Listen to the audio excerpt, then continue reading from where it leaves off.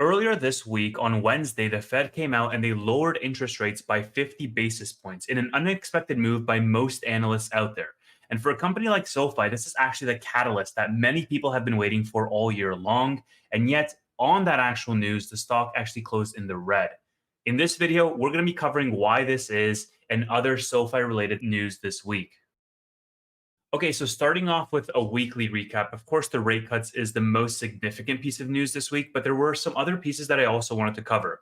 If you're new to this channel or to this series, I cover SoFi news on a consistent basis, so subscribe for more content like this. Let's first start off with the stock price action this week. We can see that the stock has been rallying. I'm covering this intraday on Friday, so we'll see where it closes off today. But over the past 5 days, as of this recording, the stock is up just over 4%. And if that's not very impressive to you, it's because the stock gave up much of those gains yesterday and today. It was up as high as $8.50 on the immediate news around rate cuts. So the positive news is that we're above the $8 range, and that's great. But the negative news is that we've been here before, and we know the stock is fairly fragile and unable to hold those gains historically. So we're going to see if this time is different. And I think it could be for a couple of reasons that I'm going to get into. But the performance here remains to be seen in the stock price. So I'll cover the news chronologically, starting off with Monday, where the January 2027 options chain was released, with the highest strike price available being $15. So I bought it immediately the day that it came out. I was essentially equivalent to waiting around in line to be able to buy these call options. And for those people who don't know, I have a variety of different call options on SoFi spanning between 2025s, 2026s, and 2027s. With these call options, generally I buy when the stock is in the $6 or $7 range. I might roll them into later dates if the stock seems to be stagnating, or sell them altogether whenever the stock rallies. I can capture some gains. I then take those proceeds and I buy more underlying stock when it falls, or I even buy those calls back at a cheaper price. So the process is fairly the same, although I'm building a larger, more long-term position in the later stage 2026s, primarily June's, and also in the January 2027s, simply because I think the market is going to have a moment where they realize the potential for this stock because of the consistent execution over time. Of course, options are risky, and I did get caught with some January 2025 leaps that I bought last year that actually fell like 70 or 80% because the stock has been very flat this year. Now, I managed to roll many of those calls over to 2026s to align with management's goals, because as we know, management has performance stock units at $25, $35, and $45 per share if the stock hits that price by 2026. Yet the option chain here has $15 as the highest possible option, which kind of makes sense because it's double what the stock is trading at right now. But if management was able to meet at least one of their tranches, that would be massively profitable from an options perspective. It would yield significant profit. And so that's essentially what I'm banking on. Yes, it is more risky. I get it, but I'm aligning my incentives with management's incentives in this particular case. And my SoFi options profile as a percentage of my total SoFi position is relatively small. Personally, I'm fairly confident that it will reach that range, at least one of the tranches by that time. And I think those options are going to be very profitable for myself. But again, I'm rolling out options that are not in the immediate short term panning out because of the stock stagnate. If the stock closes in the double digits, then all of those options will be very profitable because of the low strike price. $15, it seems fairly low based on where we think, the bullish side, think that SoFi is going to go. And many of the things that are going to determine whether SoFi does or does not hit that $15 per share price target is going to be news like rate cuts. So let's chat about that right now. This is by far the largest piece of SoFi news this week. It relates to the market in general. The Federal Reserve essentially had the option on the table to lower interest rates by 25 basis points or 50 basis points, and they decided to opt into the more aggressive option to lower interest rates by 50 basis points. I've talked at length about this catalyst in previous videos and live streams, so I won't dive super deep as to regurgitate much of what I've said, but I will highlight a few reasons why this is good for SoFi. There's two main ways that I'm thinking about this, and I want to cover both of them because they're both beneficial for SoFi in its own way. The first is essentially the stock argument, to say that rate cuts are good for the stock market in general. Warren Buffett had this expression where he said interest rates are like gravity, right? Like if as interest rates fall, the stock market is going to rise. And because from an economic perspective, interest rates have a lag. They're not really going to be felt in the underlying economy for quite a while. I think an example of this is the Fed started raising rates in 2022 for the reason of combating inflation, and inflation didn't actually start falling until 2024. And so there was a big lag in between the trigger and the response. And I think it's going to be much of the same on the way down, right? The Fed just started cutting rates now. And by the time that it's felt in the underlying economy, there's going to be a significant lag. However, I think the more immediate effect is from a stock market perspective because there's money that's currently sitting on the sidelines right now and just earning a passive treasury yield that's risk free. And as that treasury yield starts to decline in terms of how much money people are earning on the sidelines, that money is going to return into equities because the risk free rate is falling. That money is going to start to seek higher returns. And so much of that money is going to go back into equities. And many equities have been massively depressed since 2022.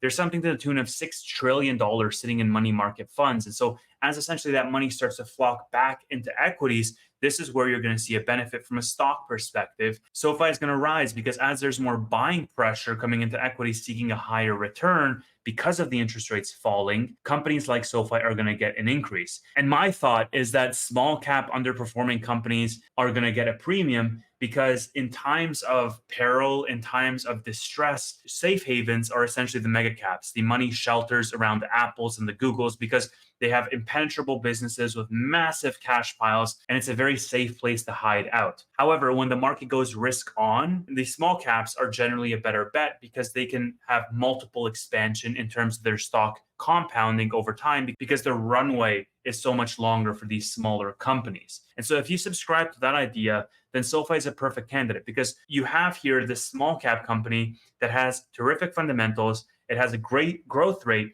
and it's beaten down from a stock valuation perspective. And so I think that makes a good candidate for a lot of this money from the sidelines as they plow back into equities over the next coming months. So that's the first reason why I think SoFi is going to benefit from a rate cut environment, just strictly from a stock perspective. The second reason is from an underlying business perspective, because rate cuts are going to help SoFi's underlying business from a student loans and a home loans point of view. More particularly, it's going to help with new originations to get both of those business lines back up and running to full capacity, which of course then is going to trickle down to the company's financials, their profitability, their growth rates for 2025 and also beyond. So this is why I say it's dually beneficial for SoFi, because you're going to see tailwinds on the stock side and they're going to see tailwinds on the underlying company side, which is then going to drive further into the stock side. So we can really see an aggressive move in a company like SoFi as rates continue to fall. Now, there's two things I will highlight in the short term. The first thing is that the market is future looking. And as a result of this, many of the decisions that are made today are made for the next 6 months, 12 months, and beyond. And so the expectation that's now being priced into the market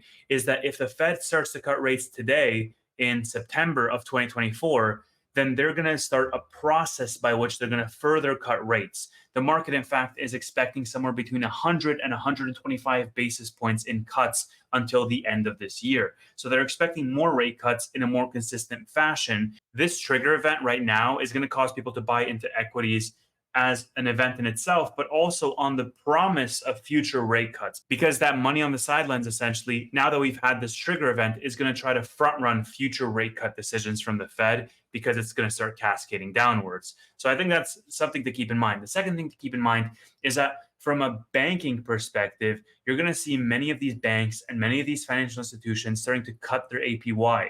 We actually saw SoFi slightly lower their APY earlier this month. And one day after the Fed decision on Thursday of this week, Robinhood lowered their APY on uninvested cash from 5% to 4.5%. In many cases, financial institutions that have partner banks will be forced to do this. They have no choice in the matter. And, I've talked about this as well on this being one of the competitive advantages that SoFi provides, because this is a result of their bank charter and their vertical integration, which is then allowing them to keep their APYs higher for longer if they so chose. SoFi lowering their APY earlier this month was in many ways an experiment to just test the stickiness of their customer base. But if they wanted to, they could have kept APYs higher for longer. And I think that's still the plan for the business. And we'll see how that shakes out. But the way that I see APYs is very much the way that I see the sales and marketing spend as a demand generation tool.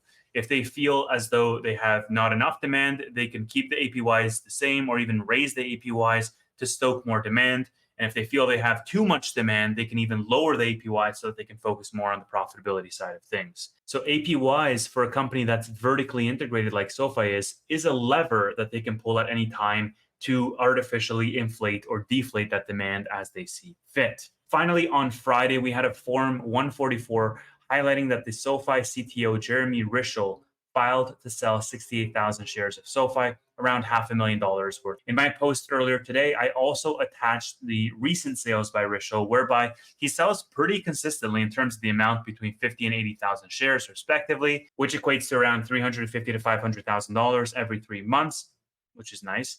At this point, it should be fairly common knowledge. I mean, he's even consistent to the day that he sells. I mean, he sold on the 19th in December, he sold on the 19th in March, he sold on the 20th in June, and he sold on the 20th in September. I wouldn't be surprised if December rolls around and December 20th he just sells again. So we'll see. We'll see how that pans out. But it's fairly consistent and it's predictable, and it doesn't really affect the stock because everybody sells for different reasons. And you have to keep in mind that this is compensation for these executives. So for the executives to be selling, I don't think should be a huge deal because I mean, you work at a job, you get compensation. Nobody is forcing you to invest in SoFi stock with that compensation. You can do other things with it. You can go on a vacation, you can buy a house, you can buy a car, whatever it may be. So essentially, to wrap up this video, where do I think the stock is going from here as a result of these rate cuts? I think it's going to be higher over the next 3 months until the end of the year. But in many ways, I think it's going to be a bumpy road higher because of the election. I think that's going to have some short-term volatility. I think Q3 results for SoFi are going to be terrific with this more aggressive rate cut.